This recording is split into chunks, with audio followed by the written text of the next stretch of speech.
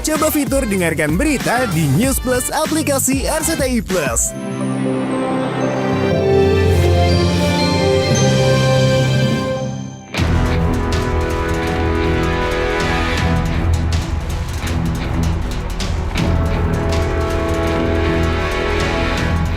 Pemirsa, aktor Jonathan Frizzy alias Ijong tak bisa lagi beralasan sakit untuk menghindari bilik penjara. Setelah status hukumnya naik dari tersangka menjadi terdakwa, Ijong yang terjerat kasus vape liquid mengandung ethomidate harus dijebloskan ke dalam tahanan. Seperti 3 rekannya yang sudah ditahan sejak April 2025.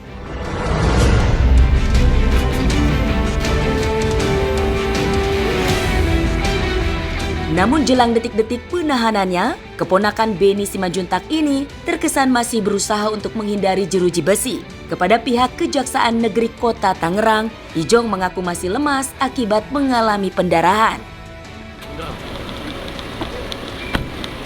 Om gimana Om? Jom, gimana?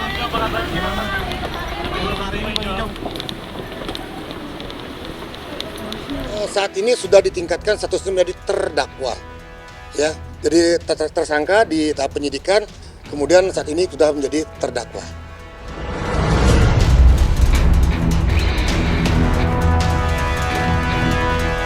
Ijong tadi kita udah cek betul ada operasi, kemudian ada pendarahan dan kondisi Ijong saat ini masih dalam kondisi lemah. Itu pun kita lagi akan kita bawa ke RSU hari ini. Tadi ada pendarahan, jadi mau di rumah sakit. Oh, ini pendarahan sakit apa? Darah, kan dia operasi. Diklip itunya dipotong itunya, terus ada diklip masuk ke dalam dari. Mas Ijong. Bang, bikin bang. Ya, Mas Ijong, mungkin sedikit ada. Mas Ijong, mungkin ada pesan apa ini? Mas Ijong, Sorry. Mas Ijong, mungkin ada yang perlu disampaikan Mas Ijong. Nanti dulu. Mas Ijong. Saat diciduk oleh Satres Narkoba Polresta Bandara Soekarno-Hatta pada 4 Mei lalu, Ijong mengaku masih mengalami pendarahan pasca operasi wasir sehingga memohon kepada pihak berwajib agar diperbolehkan menjalani recovery dan rawat jalan di rumah. Kekasih Ririn Dwi Ariyanti ini pun untuk sementara bisa lolos dari Hotel Prodeo. Tetapi Sabtu lalu, pihak Kejari Kota Tangerang merujuk Ijong untuk diperiksa di rumah sakit dengan kawalan ketat polisi.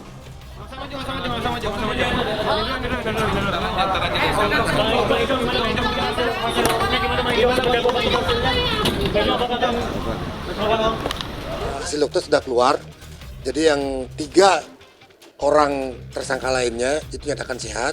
Ijong dinyatakan masih dalam situasi aman. Kemudian untuk terkait dengan operasi maupun ada kanker dan pendarahannya tadi juga keluar darah sedikit, cuman masih dalam situasi aman.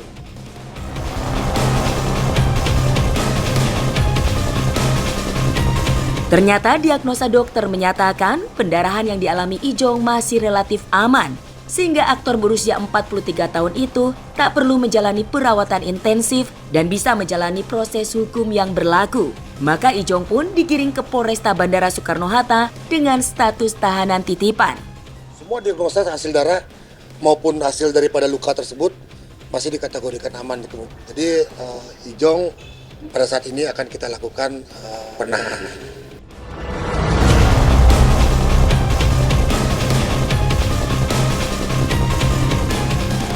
Ke Polres Bandara, mungkin hari Senin baru kita akan bawa ke Lapas Pemuda.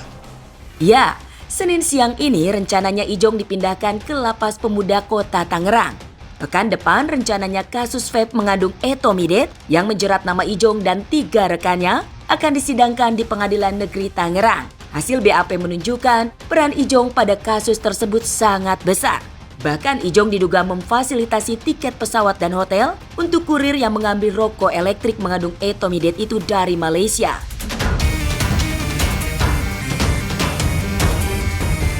Ijong juga merekrut ER asisten pribadinya sebagai kurir. Demi kesuksesan pengedaran vape ethomidate-nya, Ijong membuat grup WhatsApp bernama Berangkat yang beranggotakan ER, BTR, dan EDS. Kini keempat anggota grup WhatsApp itu akan diadili di Pengadilan Negeri Tangerang. Ijong dan kawan-kawan dijerat pasal berlapis tentang Undang-Undang Kesehatan dengan ancaman hukuman maksimal 12 tahun penjara dan denda 5 miliar rupiah. Itu pasalnya disangka melanggar pasal 435 junto pasal 138 ayat 2 dan ayat 3 Undang-Undang 17 tahun 2023 tentang kesehatan. Ancamannya 12 tahun penjara paling lama atau denda sebesar 5 miliar.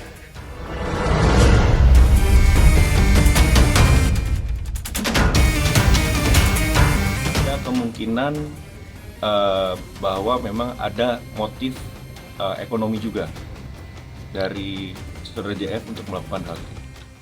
Kasus vape mengandung obat keras membuat karir Ijong di dunia hiburan seolah mati suri. Mimpinya untuk menikahi Ririn Dwi Ariyanti tahun ini pun harus dikubur dalam-dalam. Bahkan jalinan cinta Ijong dengan janda Aldi Bragi itu pun terancam kandas. Karena bukan perkara mudah memilih setia pada kekasih yang kelak berstatus narapidana.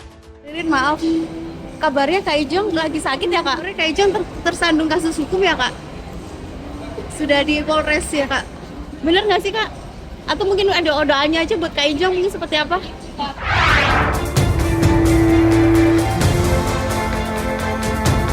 Kabar baik datang dari mantan pasangan suami istri Kimberly Raider dan Edward Akbar. Setelah setahun berseteru di Polres Metro Jakarta Selatan terkait kasus penggelapan mobil, akhirnya Kimberly sebagai pelapor ogah memperpanjang kasus tersebut.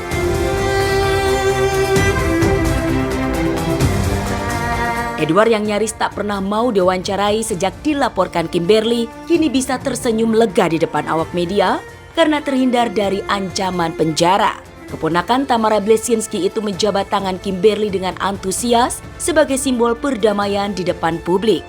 Ya pokoknya alhamdulillah wa syukurillah. Terima kasih untuk Kimberly dan pihak kuasa hukum dan pihak-pihak terkait bahwa dugaan penggelapan selama setahun ini tidak benar adanya, tapi kita berdamai dengan kekeluargaan, saling meminta maaf, dan saya malah yang akan dibantu sama Kimberly untuk mengklarifikasi berita-berita yang negatif supaya nanti kalau pada saat ketemu sama anak-anak udah kondisinya udah enak. Kita tolong, makasih ya Kimberly. Mobil nih, saya mau salaman dulu sama dia. Salaman.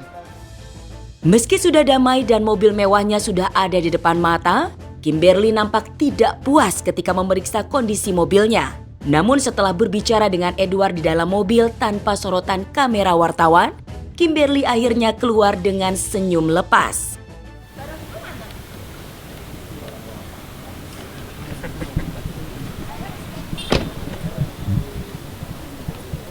Kacanya dong. Mau dicabut diganti.